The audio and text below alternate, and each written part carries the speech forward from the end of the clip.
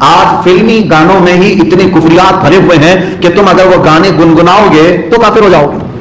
سارے گانوں کی بات نہیں کر رہا ہوں, کچھ گانے ایسے ہیں جس میں کفریات کلمات ہیں.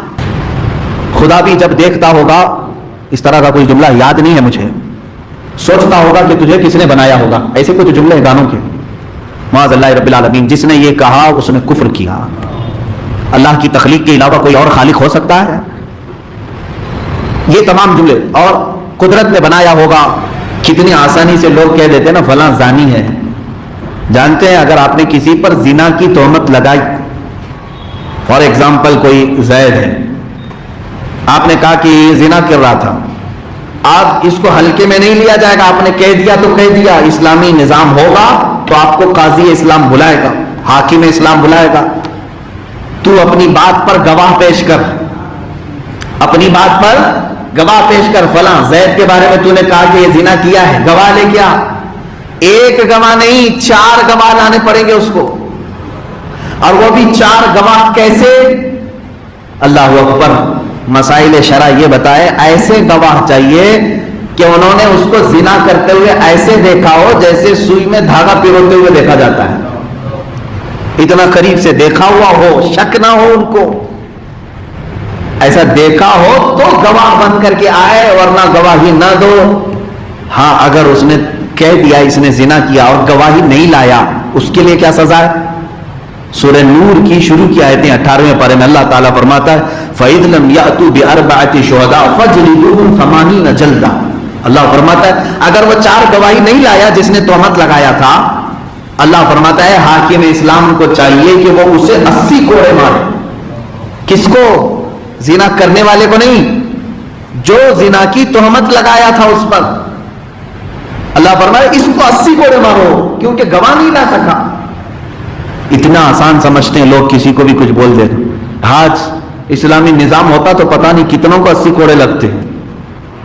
اگر تم گواہ نہیں لا سکتے تو بولو بھی مت ایسا جملہ. چلے آج یہ سوچتے ہوں کہ یہاں تو کوڑا درا کچھ بھی نہیں, کون مارنے والا ہے, جس کو چاہے ہم بولیں گے زانی ہے, زنا کرتا ہے. معاذ اللہ. میں آپ کو بتاتا ہوں میرے عزیز, جب دنیا میں 80 کوڑوں کی سزا ہے تو پھر آخرت میں کیا سزا ہوگی اگر تم گواہ نہیں لا سکے. ہاں کچھ لوگ ایسے ہیں, ہم نے ایک صاحب کو پکڑ کے پوچھا آپ فلاں کے بارے میں ایسے کہہ رہے ہیں, اس کی عورت بہت بدکار ہے, غلط لوگوں سے اس کی سنگت ہے اور زانیہ ہے, یہ لفظ ہوا. میں نے کہا آپ نے دیکھا یا آپ کے پاس کوئی گواہ ہے؟ کہا نہیں, لوگ بولتے ہیں اس طرح سے, مشہور ہے حضرت, یہ بات مشہور ہے. میرے عزیزو, 1000 مشہور ہو, شریعت یہ کہتی ہے کہ ایسا دیکھا ہو جیسے سوئی میں دھاگا پھیروتے ہوئے دیکھا ہو, جب تک تو کسی کے بارے میں نہ بات کر, ورنہ تیرے اعمال کی خبر تو رکھ.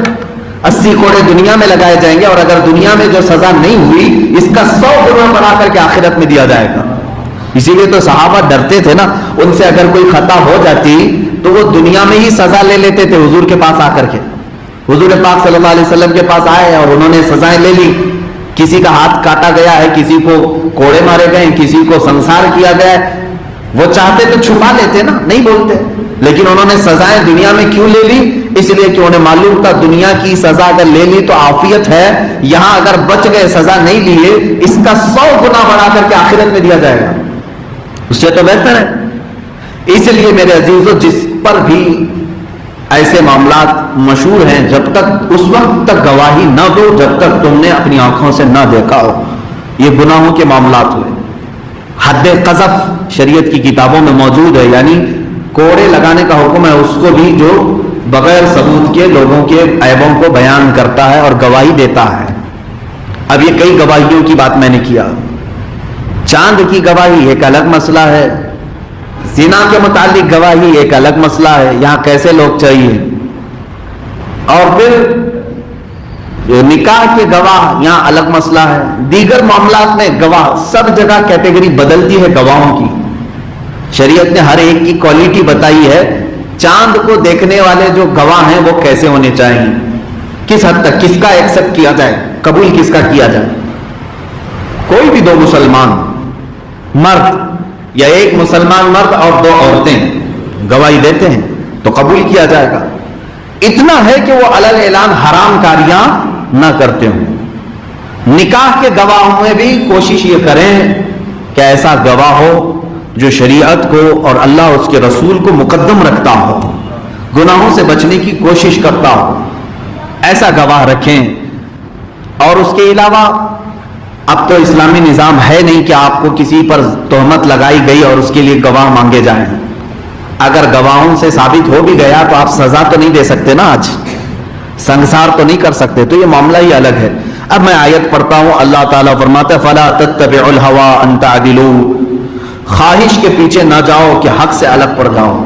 اکثر ایسا ہوتا ہے کہ اپنوں کا کوئی معاملہ آ جائے تو جھوٹی گواہی بندے دے دیتے ہیں، تو اللہ فرما رہا ہے خواہش کے پیچھے مت جاؤ، عدل و انصاف کو چھوڑ کر کے اپنی طبیعت کی بات کبھی نہ سننا۔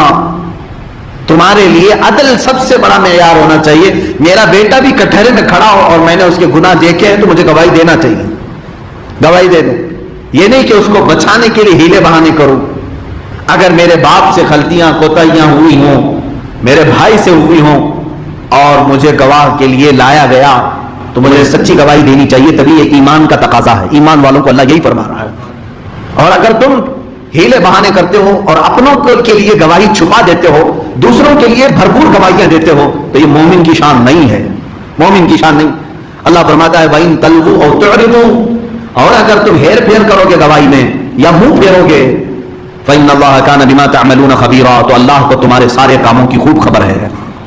اللہ رب العزت تو جان رہا ہے تم نے گواہی میں کیا ہیر پھیر کی، کیا ملایا کیا نہیں ملایا۔ اس لیے یاد رکھیں میرے عزیزوں، پہلی چیز تو یہ ہے کہ جب کوئی گناہ دیکھو، غلط دیکھو، اور اگر تمہیں گواہی دینے کی بات آ جائے تو تمہیں گواہی دینی پڑے گی، تاکہ ہاں اب ایک مسئلہ یہاں پر آئے۔ جیسے بعض لوگ غیبت کو اور گواہی کو فرق نہیں کر پاتے۔ غیبت ایک الگ چیز ہے، بیک بائٹنگ جس کو کہتے ہیں، کسی کے پیٹ پیچھے برائی کرنا، اور ایک ہے گواہی دینا۔ ایک ہے مسجد میں تمہارا مقتدا ہے، مقتدی نہیں، مقتدا امام ہے، تم نے حرام کام اس سے ہوتے ہوئے دیکھا اور تم نے لوگوں کو بیان کر دیا، تو کچھ لوگ ایموشنل کرتے ہیں اور کہتے ہیں کہ یہ جو ہے غیبت کر رہا، غیبت نہیں بلکہ وہ اس کے گناہوں پر گواہی دے رہا ہے تاکہ دوسرے اس فتنے میں مبتلا ہونے سے بچ جائیں۔ تو اگر اس طرح کی گواہی دیا تو اس کو غیبت نہیں کہا جائے گا بلکہ اس کو گواہی دینا کہا جائے، لیکن اس کو لے کر کے بھی ہر ایک کے پیٹ پیچھے برائی بھی نہیں کرنی چاہیے۔ یہ کہاں گواہی دے؟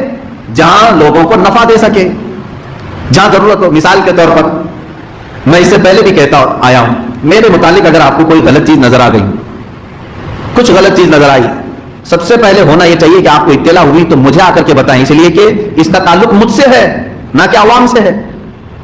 آپ کے اندر اخلاص ہے اور آپ مخلص ہیں تو سب سے پہلے آ کر کے مجھے بتائیں گے کہ آپ سے ایسی ایسی چیز ہو گئی، صحیح کر لو۔ دوسری بار آ کر کے پھر آپ بتائیں گے آپ سے ایسی ایسی غلطی ہوئی، صحیح کر لو۔ پھر اگر مجھ سے وہ غلطی صحیح نہیں ہوئی تو پورے مجمع میں آپ اعلان کریں گے کہ اس کی ایک ایسی غلطی ہے جس کی وجہ سے تمہاری نمازیں نہیں ہو سکتی، لہٰذا اے لوگوں دور ہو جاؤ، تم نے اپنی ذمہ داری پوری کی۔ لیکن یہاں الٹا ہوتا ہے، امام کو تو پتہ ہی نہیں رہتا، پورے مجمع میں معلوم رہتا ہے، مارکیٹ میں پورا گھوم رہی ہے بات، دکان دکان جا کر کے بتا رہے ان کا تو ایسا معاملہ ہے، ان کا تو ایسا معاملہ ہے۔ تو جو تمہارے پاس آ کر کے ان تمام چیزوں کو بتاتا ہے اس سے صرف ایک ہی سوال کریں، ٹھیک ہے میاں اگر وہ غلط ہے تو مسلمان ہے، اس کی اصلاح کرنی چاہیے، یہاں بیٹھ کر بات کرنے سے بہتر ہے چلو اسی کے پاس جا کر اس کو صحیح کر دیتے ہیں، اس کو بتا دیتے ہیں اور صحیح کر لیتے ہیں۔ اگر وہ نہیں مانتا اور صحیح نہیں کرتا اپنے آپ کو، تب پھر ہم سب کو مل کر کے بتائیں گے کہ ہم نے اس کی غلطی کی اصلاح کرنے کی کوشش کی، وہ اصلاح نہیں کرتا، لہذا اے لوگوں ایسے شخص سے تم سب اپنا بچاؤ۔ یہ اصول ہوتا ہے۔ اب آیتیں آگے کی جو میں نے تلاوت کی، اللہ تعالیٰ فرماتا ہے اے ایمان والو اللہ اور اس کے رسول پر ایمان لاؤ، ایمان رکھو، اور اس کتاب پر جو اپنے ان رسول پر اتاری اور اس کتاب پر جو پہلے اتاری، اور جو نہ مانے اللہ اور اس کے فرشتوں اور کتابوں اور رسولوں اور قیامت کو تو وہ ضرور دور کی گمراہی میں پڑا ہے۔ بے شک وہ لوگ ان الذين امنوا ثم كفروا ثم امنوا ثم كفروا ثم ازدادوا كفرا لم يكن الله ليغفر لهم ولا ليهديهم سبيلا، بے شک وہ لوگ جو ایمان لائے پھر کافر ہوئے، پھر ایمان لائے پھر کافر ہوئے اور پھر کفر میں بڑھے، اللہ ہرگز نہ انہیں بخشے نہ انہیں سیدھا راستہ دکھائے گا۔ یہاں سے ایمان کی بات چل رہی۔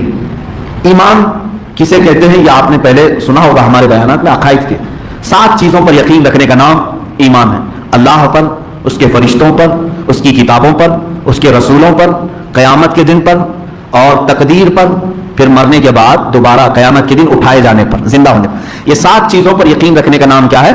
ایمان ہے۔ اسی کو ہم پڑھتے بھی ہیں نا، آمنت باللہ وملائکتہ وکتبہ ورسلہ والیوم الآخر والقدر خیرہ وشرہ من اللہ تعالی والبعث بعد الموت، اسی کو ایمان کہتے ہیں۔ 7 چیزیں آپ کے دل میں ہونی چاہیے اللہ ہے کہ نہیں ہے. ایمان ہے آپ کا؟ سب کا ایمان ٹرسٹ کو کہتے ہیں، یقین. اس کے بعد فرشتے، بعض لوگ فرشتوں کا انکار کرتے ہیں. فرشتے کوئی چیز ہی نہیں ہے. جیسے نیچری ایک فرقہ ہے، نیچری مطلب وہ صرف نیچر کو مانتے ہیں، جو دکھ رہا ہے بس اتنا ہی ہے، جو نہیں ہے اس کو مانو مت. جنت نہیں ہے، دوزخ نہیں ہے، فرشتے نہیں ہے، جنات نہیں. جو نہیں دکھ رہا وہ کچھ مت مانو. یہ نیچری لوگ ہیں، ان کو ایک گھونسا مارنا چاہیے، اس لیے کہ بعد میں اگر وہ کہے بہت درد ہو رہا ہے تو آپ کہیں مانو مت، اس لیے کہ درد بھی دکھتا نہیں ہے. کہاں ہے؟ بہت ساری چیزیں ایسی ہیں. بہرحال اللہ پر اور اس کے بعد فرشتوں پر ایمان لانا ہے. نیچری لوگوں کا کہنا ہے نیکی کی قوت کا نام فرشتہ ہے، برائی کی قوت کا نام شیطان ہے. وہ کہتے ہیں ریئل میں کوئی فرشتہ بھی نہیں، ریئل میں کوئی شیطان بھی نہیں. وہ مانتے نہیں ہیں. نیچری ایک فرقہ ہے.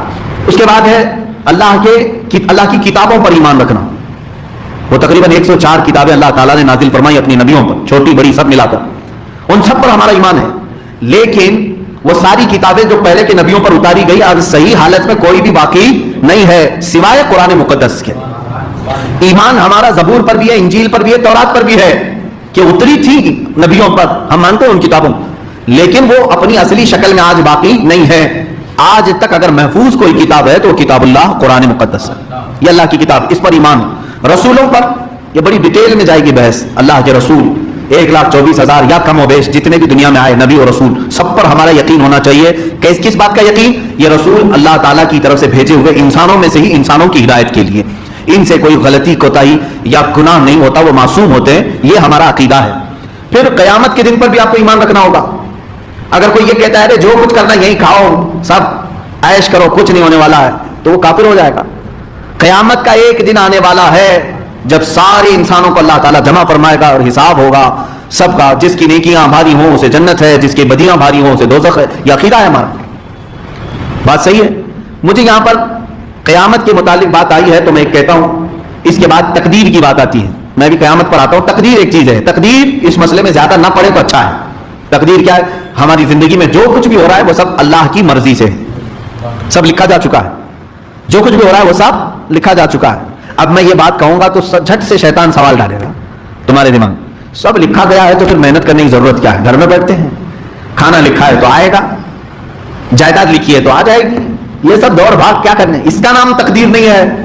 ایک بزرگ کے پاس ان کے مرید آئے اور کہا کہ حضرت تقدیر حق ہے؟ کہا حق ہے. انہوں نے فرمایا میرا بھائی بیمار ہے، میں سوچ رہا ہوں اس کو کسی ڈاکٹر کے پاس نہ لے جاؤں. تقدیر میں اگر لکھا ہے مرنا تو مرے گا گھر میں ہی، اس کا علاج کیوں کراؤں؟ مجھے ایسا لگتا ہے تقدیر میں اگر لکھا گیا ہے تو میرے گھر میں ہی رہے.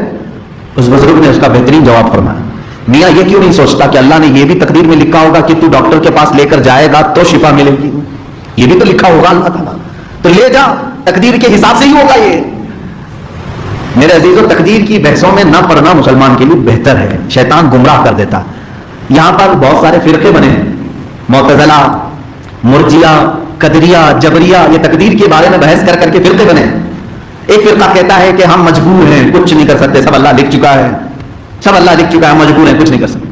اور ایک فرقہ کہتا ہے کہ نہیں، ہم ہی مالک و مختار ہیں، اللہ کچھ نہیں کرتا، ہم جو کرتے ہیں وہی اللہ مانتا ہے. دونوں بھی گمراہ. اہل سنت و جماعت کا کیا عقیدہ ہے؟ ہم نہ مجبور ہیں اور نہ ہم اپنے افعال کے خالق ہیں، یعنی ہم خود ہی خالق ہیں اللہ کے چاہے بغیر. ایسا نہیں. دیکھو درمیانی راستہ یہ ہے تقدیر کے متعلق. ہم جو کچھ بھی کرنے والے تھے دنیا میں اللہ نے اپنے علم سے وہ پہلے ہی لکھ دیا ہے. ہم جو کرنے والے تھے وہ اللہ نے پہلے سے لکھ دیا ہے اور وہ اپنے علم سے لکھا ہے. اب یہاں ہم جو کر رہے ہیں دنیا میں وہ تقدیر میں جو لکھا ہے اس کی مجبوری میں نہیں کر رہے. بعض لوگ کہتے ہیں نا گناہ ہو جانے کے بعد ارے میاں کیا کروں، پہلے سے تقدیر میں تھا، ہو گیا. اور نیکی ہو جائے تو بڑی محنت سے میں نے نیکی کی. ایسا نہیں ہے. تم جو کچھ بھی کرنے والے تھے اللہ نے لکھ دیا. اللہ کے لکھنے سے تم کرنے پر مجبور نہیں ہوئے.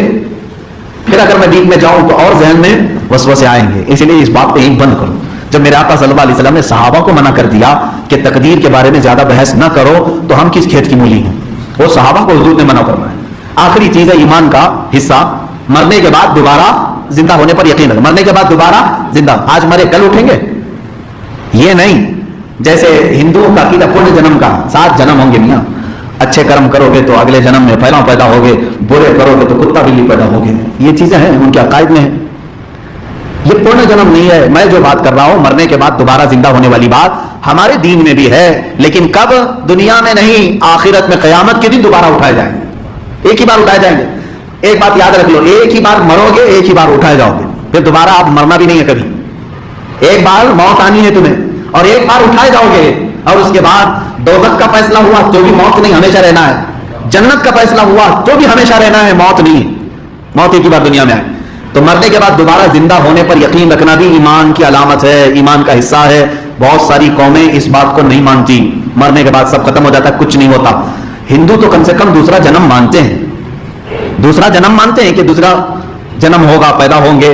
سورگ نرگ کا بھی تصور ان کے ہاں ہے، یعنی اچھے کام کرنے والے کو سورگ، نا میں کہیں الٹا نہ بولوں، ہاں، اور برے کام کرنے والے کو کہتے ہیں نرک میں جائے گا. تو جنت دوزخ کا ایک تصور ہے ان کا. لیکن بعض ایسے کمیونٹیز ہیں وہ مانتے ہی نہیں ہیں آخرت کوئی چیز ہی نہیں. وہ کہتے ہیں مرنے کے بعد دوبارہ زندہ ہوگا ہی نہیں. وہ اس لیے کہتے ہیں کہ مرنے کے بعد مردہ سڑ گیا، گل گیا، مٹی میں مل گیا یا جل گیا، راکھ ہو گیا، کہاں سے اٹھے گا؟ اس کی تردید میں قرآن میں کئی آیتیں آئی.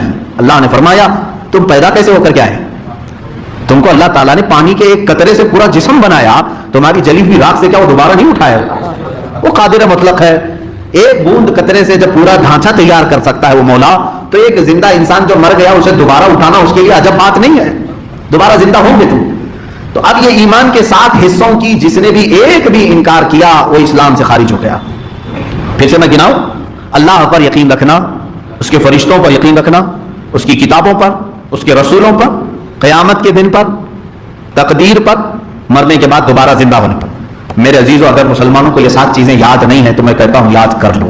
یہ تمہارا ایمان ہے، یہ جڑ ہے تمہاری، اسی پر پوری تمہاری ایمان کی عمارت کھڑی ہے. اگر یہ پایا ہی نہیں معلوم ہے تو پھر مسلمان کیسے؟ ٹوپی داڑھی والے مسلمان، کپڑے والے مسلمان، بڑے کے گوشت کے مسلمان، نام کیا مسلمان؟ آپ کو جب اپنی عقائد کی جڑ ہی نہیں معلوم تو پھر کیا ہے؟ نام رکھنے کا نام مسلمان نہیں ہے. اسلام ایک پریکٹیکلی ریلیجن ہے، عمل کا نام ہے، یہاں پر عقیدے کا نام. بہرحال آیت میں اللہ تعالیٰ نے یہی فرمایا: بے شک وہ لوگ جو ایمان لائے پھر کفر کیے، پھر ایمان لائے پھر کافر ہوئے. اللہ تعالیٰ فرماتا ہے ایسے لوگوں کو اللہ ہدایت نہیں دے گا. لم یکن اللہ لیغفر لهم، اللہ ان کی بخشش بھی نہیں فرمائے گا اور ان کو ہدایت بھی نہیں دے گا.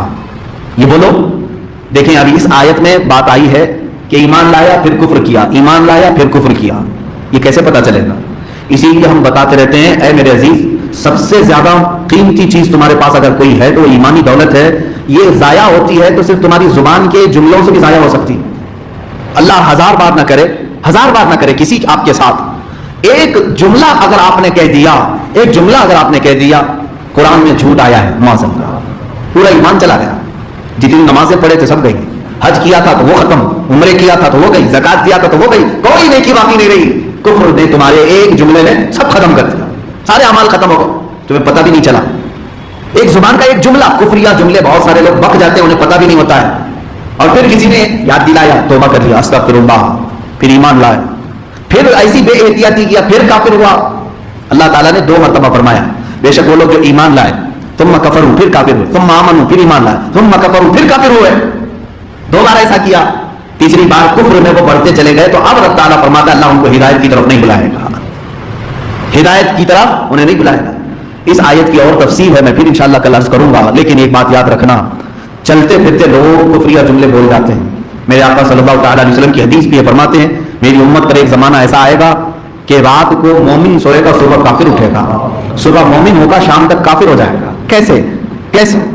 پوجا پاٹ کر کے نہیں. یہ جملے، یہ زبان جو تمہاری ہے یہ تم سے کفر کروا دیتی. آج فلمی گانوں میں ہی اتنے کفریات بھرے ہوئے ہیں کہ تم اگر وہ گانے گنگناؤ گے تو کافر ہو جاؤ گے.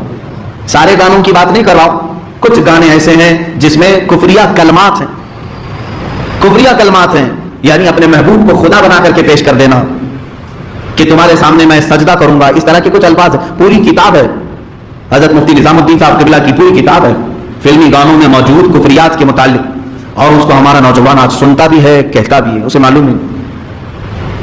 ایک ایگزامپل، خدا بھی جب دیکھتا ہوگا، اس طرح کا کوئی جملہ یاد نہیں ہے مجھے، سوچتا ہوگا کہ تجھے کس نے بنایا ہوگا. ایسے کچھ جملے گانوں کے، معاذ اللہ رب العالمین. جس نے یہ کہا اس نے کفر کیا. اللہ کی تخلیق کے علاوہ کوئی اور خالق ہو سکتا ہے؟ یہ تمام جملے، اور قدرت نے بنایا ہوگا، جملے یاد نہیں آ رہے ہیں. بہرحال اس میں موجود اپنے محبوب کو گانوں میں اس طرح کا پیش کرنا کہ خدائی درجہ دے دینا یا اللہ کی شان میں توہین ہو جانا. یہ وہ ہیں جو آج ہندوستانی گانوں میں بھی کفریات موجود ہیں. اس لیے ہم اپنے نوجوانوں سے کہتے ہیں کہ میرے عزیز، یہ شہادت گہ الفت میں ہے قدم رکھنا، لوگ آسان سمجھتے ہیں مسلمان ہونا. تم ایمان تو لائے ہو، آج نمازیں پڑھ رہے ہو، کہیں ایسا نہ ہو کہ یہ ایمان کی دولت تمہاری ختم ہو جائے، کافر بن گئے، پھر ایمان لائے پھر کافر ہو گئے، پھر ایمان لائے پھر کافر ہو گئے. اگر یہ کھیل چلتا رہا تو رب تعالیٰ فرماتا ہے اللہ اسے ہدایت ہی نہیں دے، اللہ اس کی بخشش نہ فرمائے. یہ آیتیں بتا رہی ہیں. اس لیے ایسی چیزوں سے پرہیز کرو جہاں ہلکا شبہ بھی آپ کو لگتا ہے کہ میرے رب کی شان میں توہین ہو سکتی ہے، رسول کریم صلی اللہ علیہ وسلم کی، یا اسلام کا مذاق ہو گیا یا قرآن کا مذاق ہوا، آدمی دائرہ اسلام سے خارج ہو گیا. ان تمام چیزوں کو محفوظ رکھنا چاہیے. اللہ تعالیٰ نے فرمایا اس کے بعد کی آیتیں بشر المنافقین بان لهم عذابا الیما. اب یہاں سے منافقین کی بات چل رہی ہے تقریباً ایک صفحے تک، یعنی آیت نمبر 138 سے لے کر 148 تک 147 تک، تقریباً 10 یا 9 آیتیں، پورا ایک صفحہ قرآن پاک کا اللہ تعالیٰ نے یہ منافقین کے متعلق بیان فرمایا. اور یہ صفات سب آپ کو پتہ چلیں گی. کل میں عرض کروں گا اگر زندگی باقی رہی منافقین کون ہے. شاید ابھی 1-2 جمعہ قبل میں نے اس پر بیان بھی کیا، لیکن اب یہ تفسیر ہے، ڈیٹیل ہر آیت تمہیں بتائے گی کہ منافق کون ہے. کہیں ایسا تو نہیں کہ ہمارے اندر منافقت آ گئی ہو، یہ ڈھونڈنے کی ضرورت ہے. کیونکہ نفاق کی 2 صورتیں بتائی گئی، ایک نفاق عملی ہے، ایک نفاق اعتقادی ہے. عقیدے میں ایک منافق کیسا کہتا تو ہے میں مسلمان ہوں، لیکن دل میں اللہ کی دشمنی پالتا ہے، رسول کی بغض و عداوت رکھتا ہے. اس کو کہتے ہیں نفاق اعتقادی. عقیدے کا منافق ہے. کس کا ہے؟ عقیدے کا منافق ہے. یہ تو کافر سے بھی گیا گزرا ہے، دل کے اندر دشمنی ہے اسلام کی، لیکن اوپر چہرہ سب کیا ہے؟ مسلمانوں کا رکھا ہے. یہ منافق اعتقادی ہے. ایک ہوتا ہے نفاق عملی، اللہ اوپر، یہ بہتوں میں آ جاتا ہے. یہ کیسے؟ کہتا ہے میں اللہ کو ایک مانتا ہوں لیکن اس کی نمازیں نہیں پڑھتا، عمل کا منافق ہے. رب تبارک و تعالیٰ کو احکم الحاکمین مانتا ہے لیکن فیصلے غیروں سے کرتا ہے، قرآن کو فیصل نہیں بناتا، قرآن کے فیصلے نہیں مانتا. یہ نفاق عملی ہے. اس انکار کر دے گا تو کافر ہو جائے گا، لیکن کرتا نہیں، عمل نہیں کرتا، تو یہ نفاق عملی ہے. بہت سارے لوگوں کے اندر یہ نفاق آ چکا ہے، عمل کا نفاق.